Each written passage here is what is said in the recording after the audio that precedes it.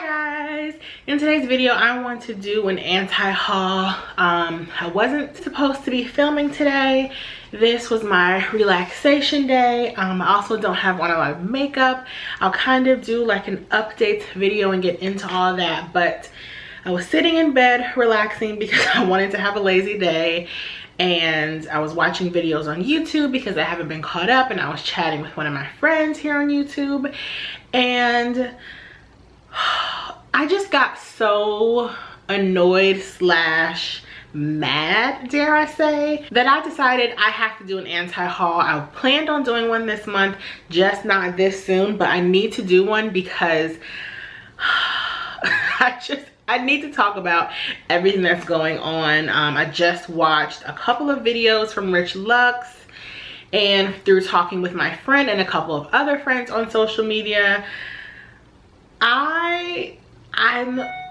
let me turn my phone off. I don't know about you guys, but the makeup industry right now, I can't deal. And I know I say this every anti-haul, but seriously, and the first thing we're going to talk about, the Anastasia Beverly Hills Subculture palette. I will insert a lovely picture here. Now, when I first saw the press release or the images of this palette, I'm going to be honest, I thought the palette was ugly. You guys know I'm always honest on my channel. Looking at that palette, I thought it was ugly. I mean, it wasn't a real cohesive palette. None of the colors really jumped out at me except the yellow, and from looking at further reviews, that yellow is not even like a pretty yellow at all. So cohesively, I thought not really into it, but then I started seeing all the hype on Instagram. A friend of mine asked me if I wanted it. I was like, not really. I mean, I have, Lord knows, enough palettes to last the rest of my life, and honestly, nothing about this palette is really appealing to me. Then I started watching the reviews. I saw Makeup Shayla's review, and then I saw Alyssa Ashley.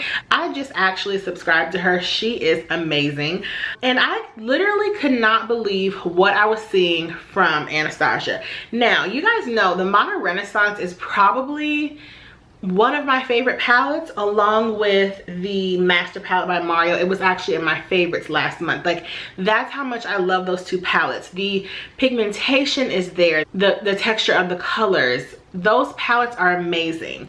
But what I saw from the Subculture palette was subpar, to say the least. I think in both videos I saw trying to use the matte shadows, just swirling your brush in it, you hit pan. Now, I'm sorry. I have been wearing makeup for a decade now. Well, almost a decade. Well, probably a decade.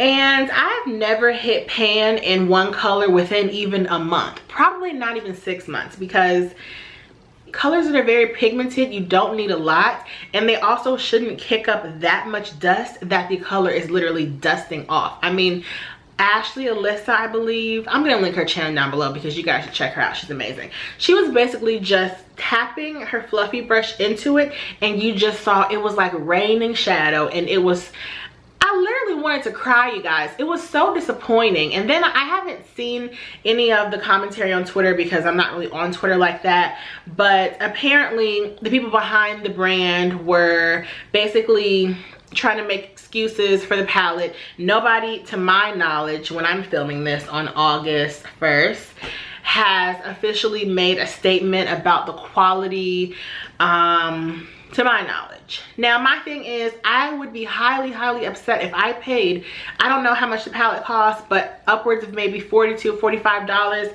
and I've hit pan the first time I've used it. And not only that, when people actually do their review and try to show what the colors look like applied to the lid, they don't even blend nicely. I did see a comment that said these shadows are made of like high amounts of talc in them, so that it's kind of just being absorbed into the oils of your eye, and so it's not going to blend well, which actually makes sense.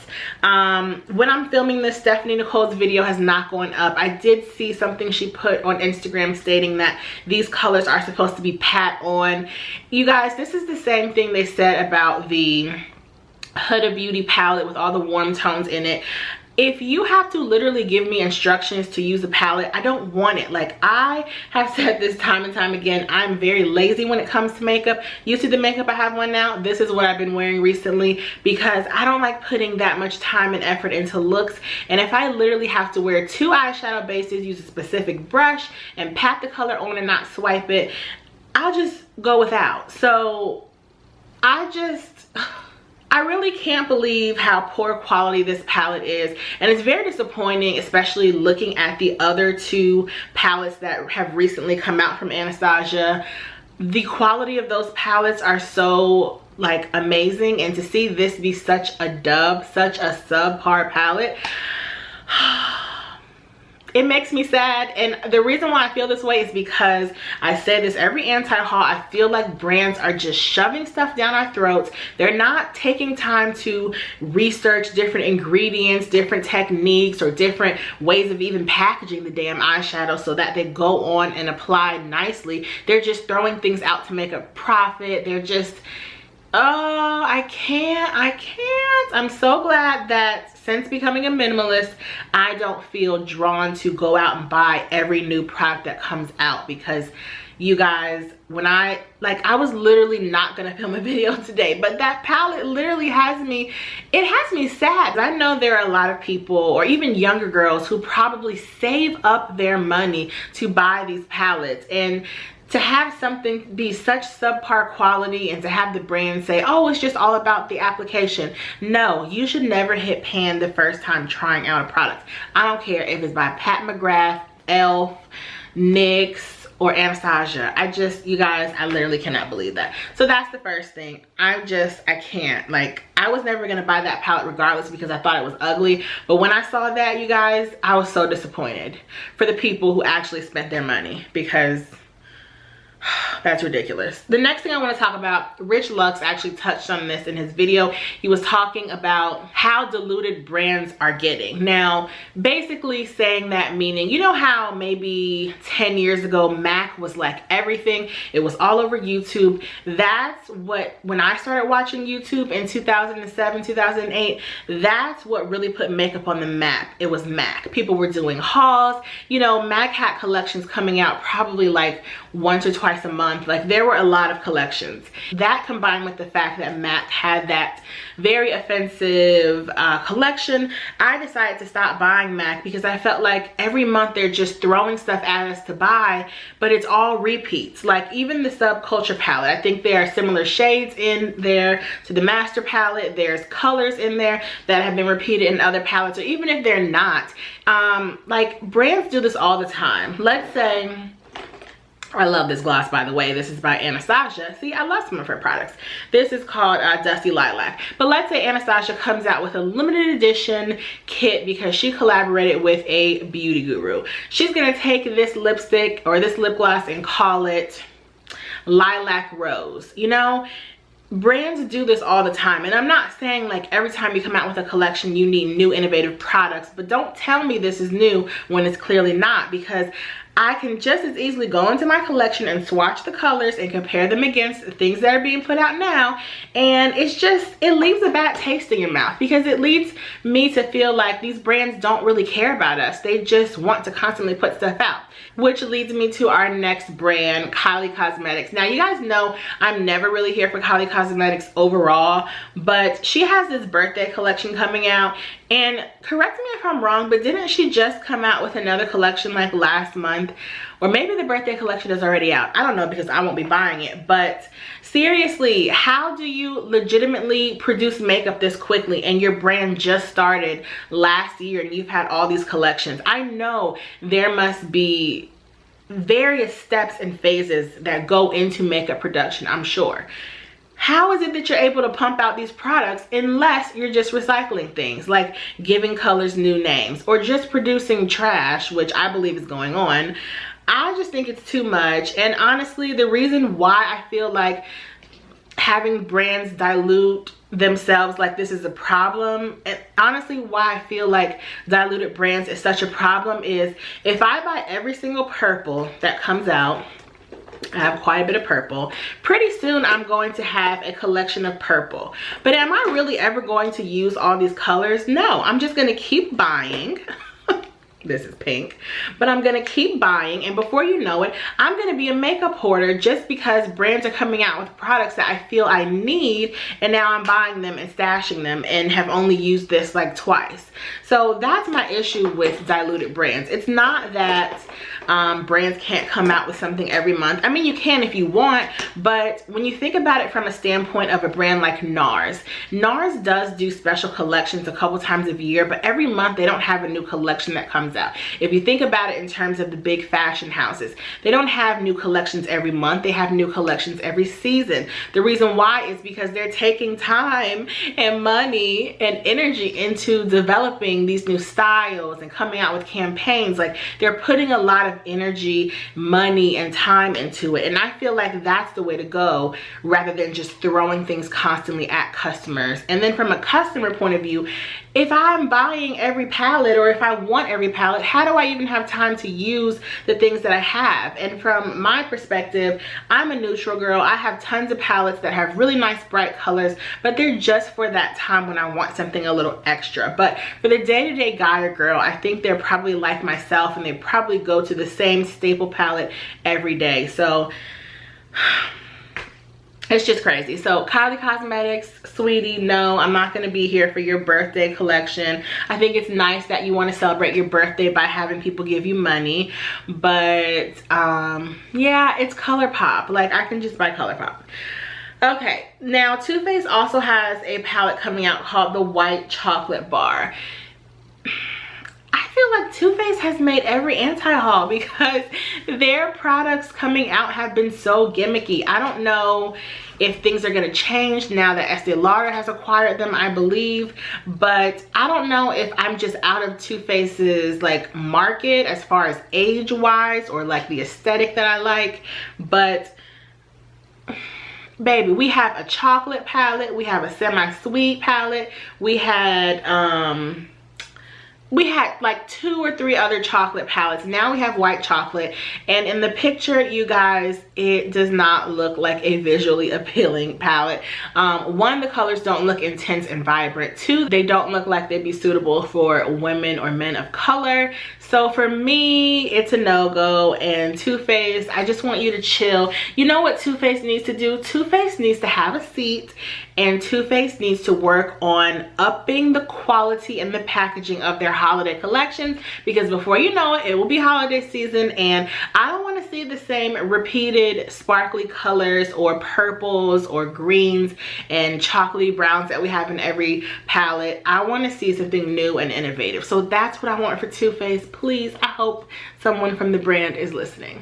The next product is the Too Faced Primerizer, which is basically a cross between a primer and a moisturizer. Now, this is on my anti-haul list because, one, if you guys watch any of my videos, you know that I don't tend to use a primer. I do have oily skin, but for me, because my skin is so oily and it produces oil at such a high rate, there's no primer that's going to keep me absolutely matte all day. So it's kind of like a waste of money, and I feel like if I just use a nice high quality foundation, I don't necessarily need to prime. So for me, it wouldn't benefit me to use a primerizer like a moisturizer. And honestly, there are already products out there such as the Clinique Hydro Blur, I believe, that are almost like moisturizers and primers. So I understand kind of why they brought it to the market, and they are well known for their primers, but for me, it's very much like a gimmick, just like how when Origins came out with their Maskamizer, which people who were given that product acted like it was so amazing, and now do you hear them talk about it? No. Moving right along. Anastasia has liquid highlighters coming out. I mean, honestly guys, since the flop of the Subpar Subculture palette, I really don't want to buy anything new from Anastasia besides like lip glosses, which I know are going to be top notch. Liquid highlighter, No. I mean, for me, I like powders. That's just my preferred texture of highlighters. But you guys know how I feel about highlighters. There are way too many highlighters on the market, and honestly, lots of highlighters tend to look the same on your face in terms of the intensity and the color. Depends on what type of brush you use to apply them, but I think if you have like a golden and a champagne color highlight, that's pretty much all you need. So I get why brands are coming out with all these items, but I'm just telling you, this is why I'm not buying them. I did recently just get a new highlighter, but that was a gift. So when I say anti-haul things, that means these are things I'm not gonna buy with my money. If someone decides to give me something, that's different, but for the reasons that I'm stating in this video, I can't spend my hard-earned money on it. Okay, the next collection is the Moschino, I believe I'm saying that correctly, and Sephora collaboration. Now, this collaboration actually looks nice, but from all the other various collections that we have seen from Sephora in the past, when they collaborate with either a brand or a company, they're always flops. The powders are horrible, the eyeshadows are horrible. The best things out of all these collections are usually the mirrors, as sad as that is. The brushes usually aren't the quality of their regular brushes. Even with brands like MAC, when they do their holiday brush sets, those brushes, the hairs in those brushes are nothing in comparison to their full-size products. So that is the main reason why I'm not buying from that collection. It is very nice. I think if you like the two brands, maybe this would be something for you, but for me, I just can't chance wasting my money on something that history has told me that's probably going to be subpar. The next thing on my list, which this is interesting because I talk about these palettes with my friend often. These are the Sephora Pro palettes, and I actually had a chance to swatch one of them when I was in New York last month. These palettes actually look very nice.